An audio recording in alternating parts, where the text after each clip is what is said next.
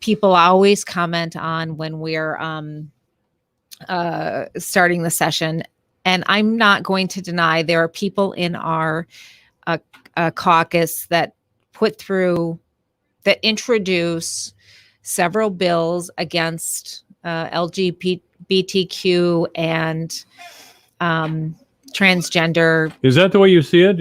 Against transgender athletes? So I'm not talking about the athlete portion right now. I'm just talking about in general. For instance, there was some legislation that was introduced to had something to do with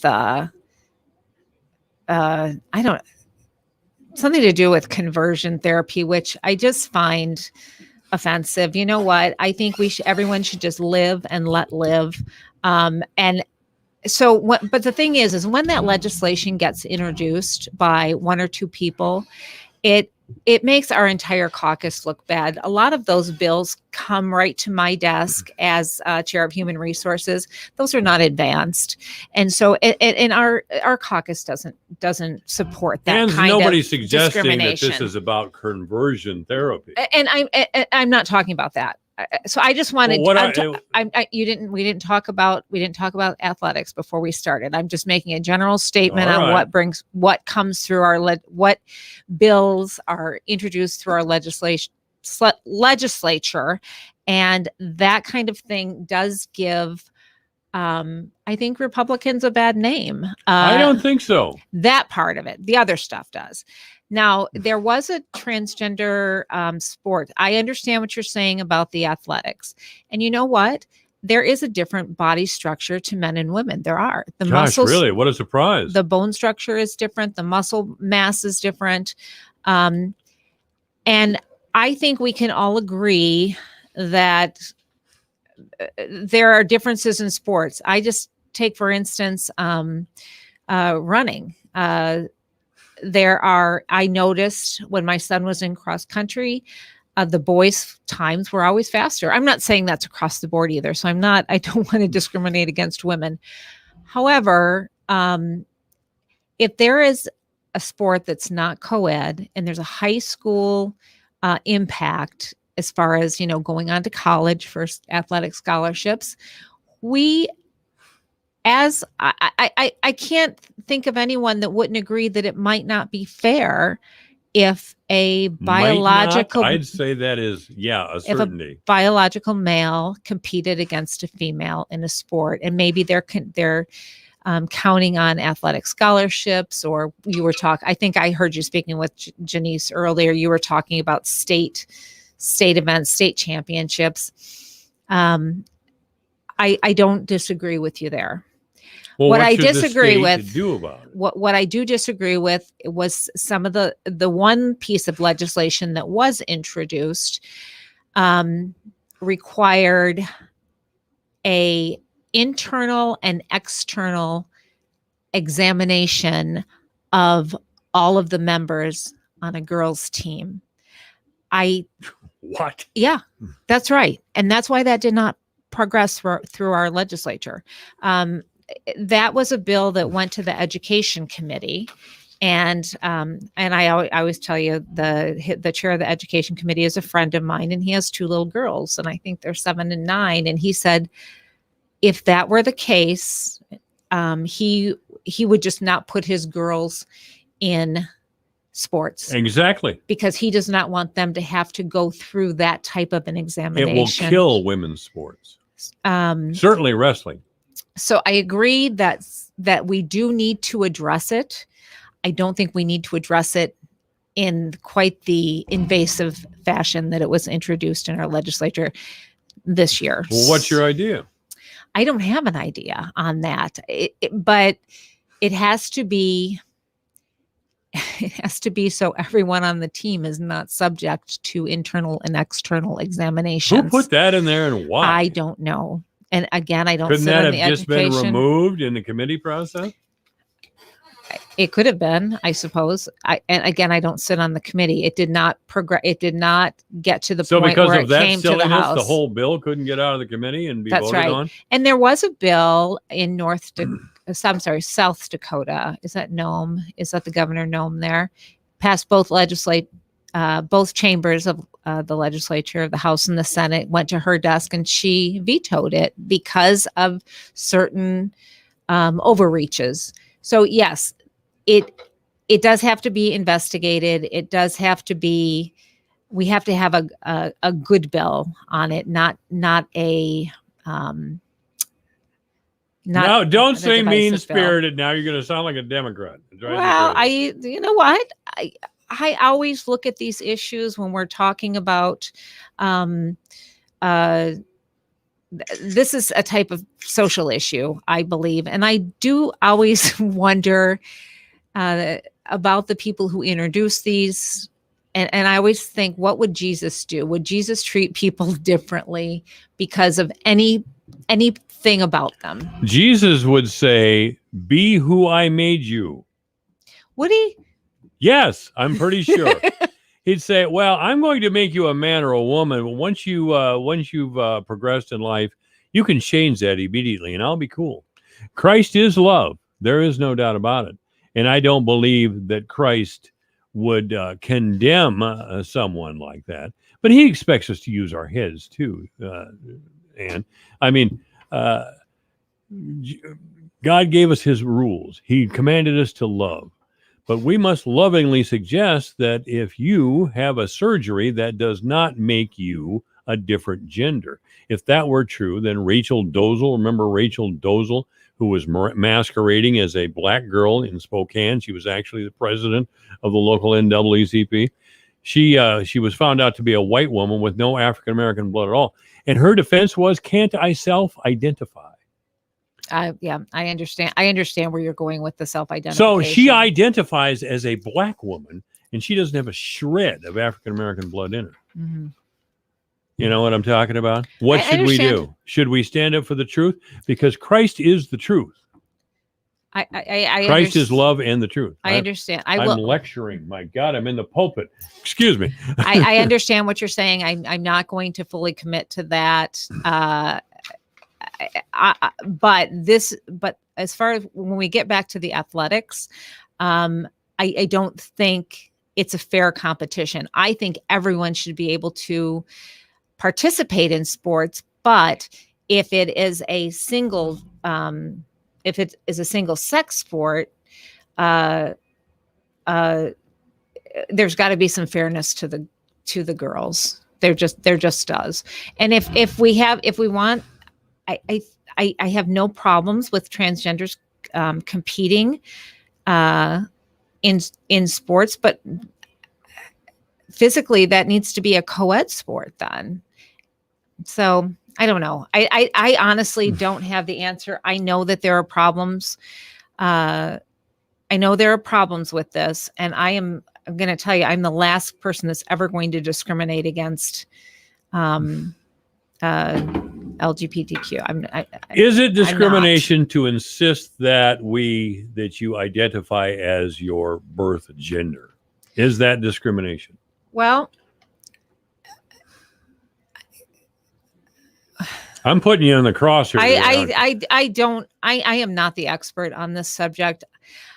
I just, again, I have a lot of from the past and present. I have a lot of friends that are in single sex relationships, and I just can't discriminate against that. I know we're talking sports. I understand what the issue is. I think we need to refine this. No one's talking about single-sex relationships or same-sex relationships. We're talking about men and women who want to be the opposite gender. Now, there are gay people, and neither one of those people wants to be the opposite gender, as I recall. I have never seen that discussed or complained about. If they are, and truly, if a woman or a man is attracted to the same sex, okay. That's been going on since time immemorial. It's in the Bible, for God's sake. This is something else. This is something unheard of. And it's not the truth.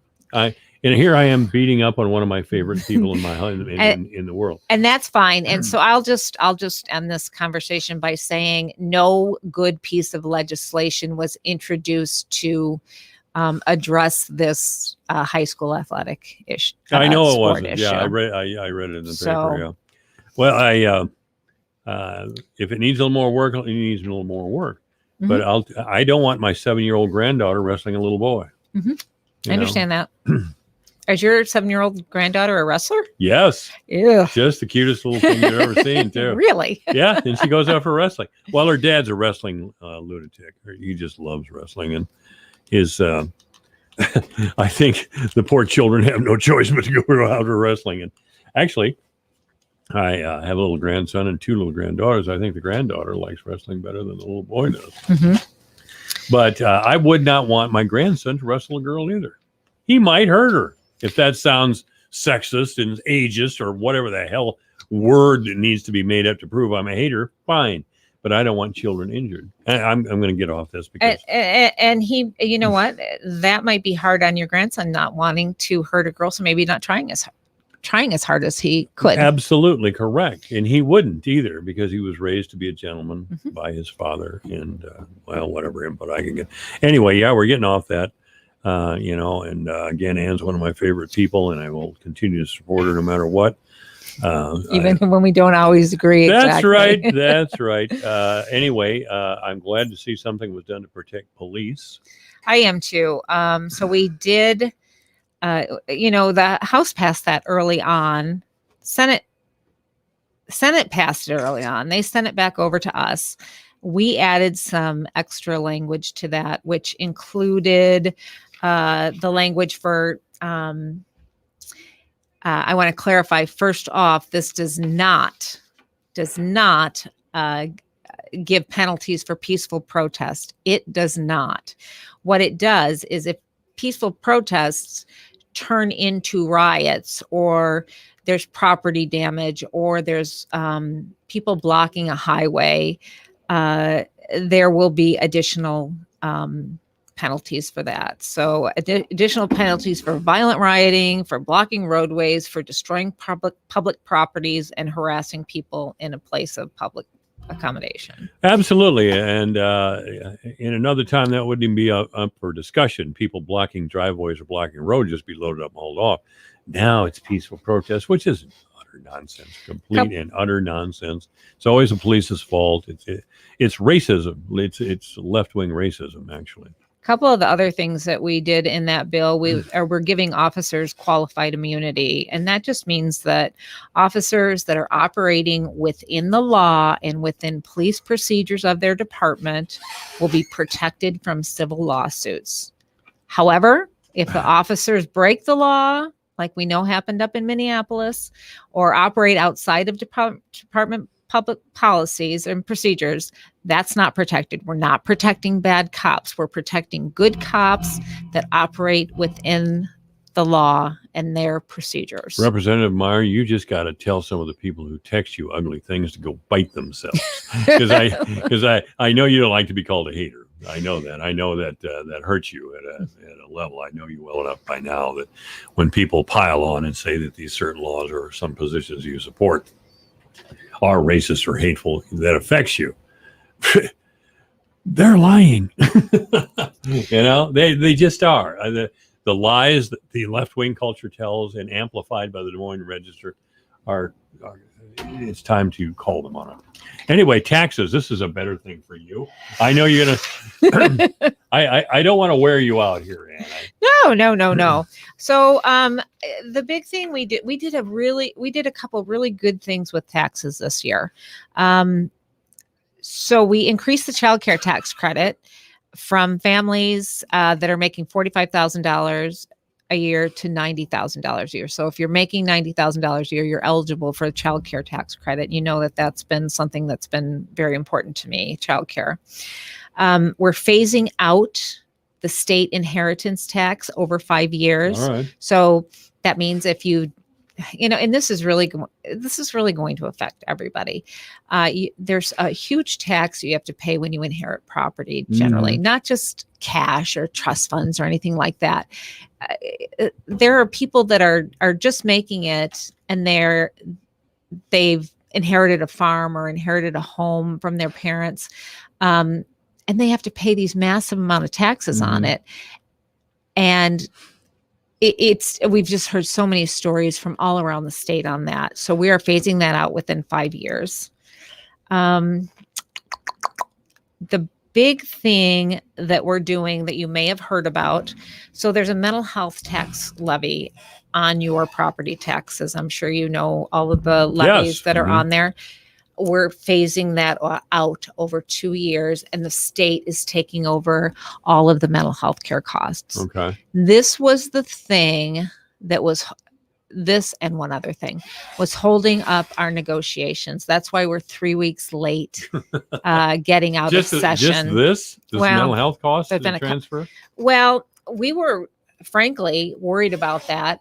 We were worried about taking that over and throwing all of the state's money to the regions, and we don't have any guardrails or no say in what's going on with that money. So we worked with the governor.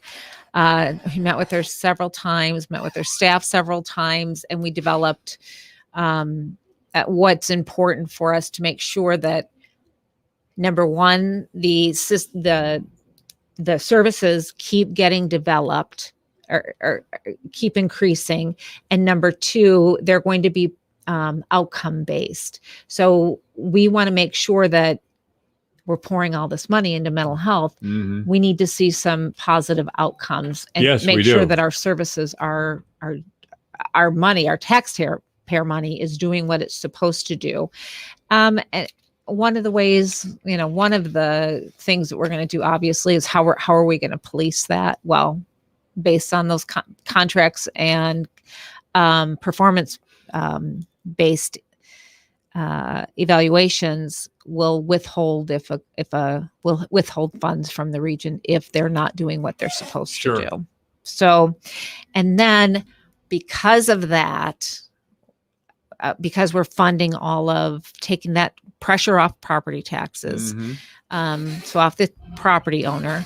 Number one, what that does is it gives everyone skin in the game. So instead of just property owners, gives everyone some skin in the game. Everyone should be paying for mental health services because, not everyone uses them, but at some point, a lot of people use them. Is that a Republican Party argument?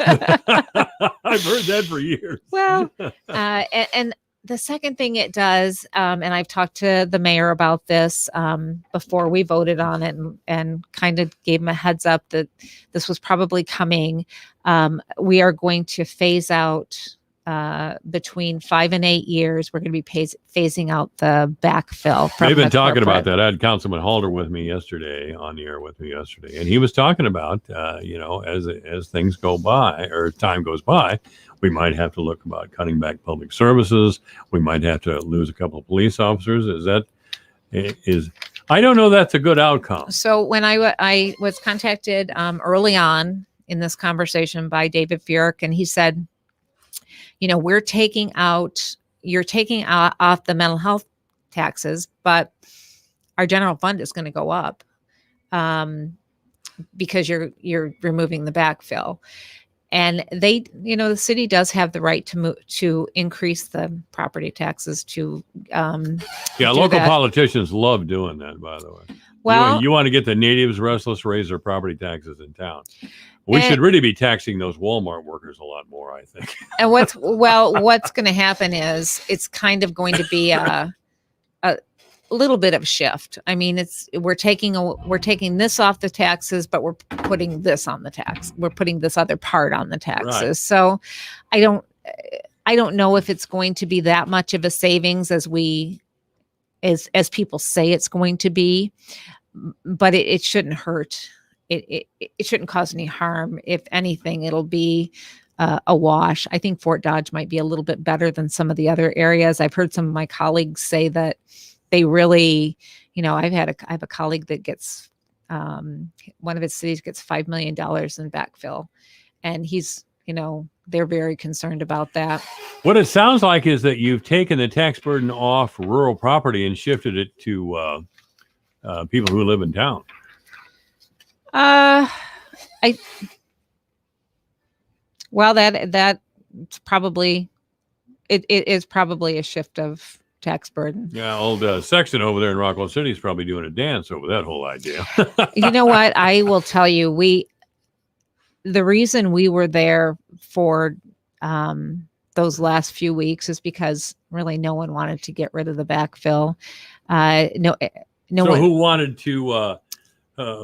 to get rid of the backfill? Well, this was a governor and a Senate proposals, and we put our guardrails in to kind of work with them, and then we worked on that backfill phasing out. Sure. That was really important to us to make sure that's done at a slow pace.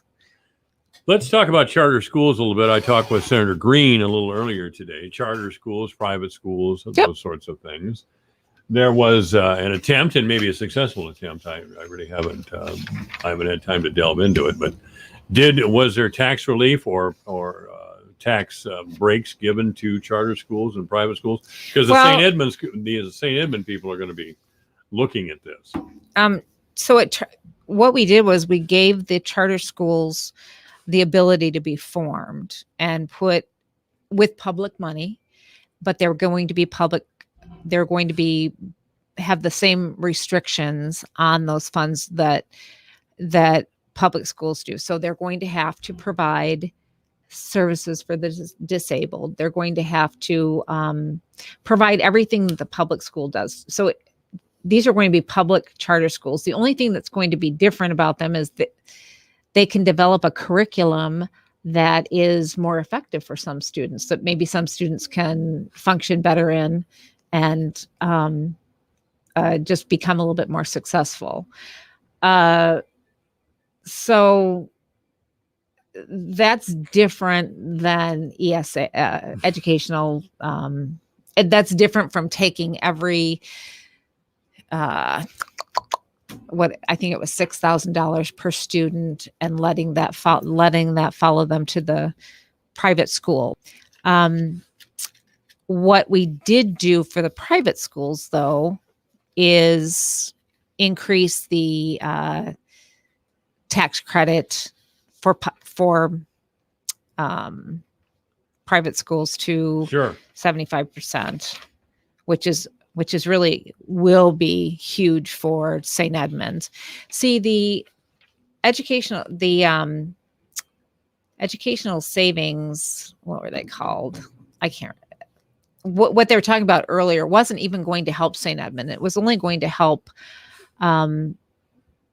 several school districts in the state. This actually will have a better effect around the state. Mm-hmm.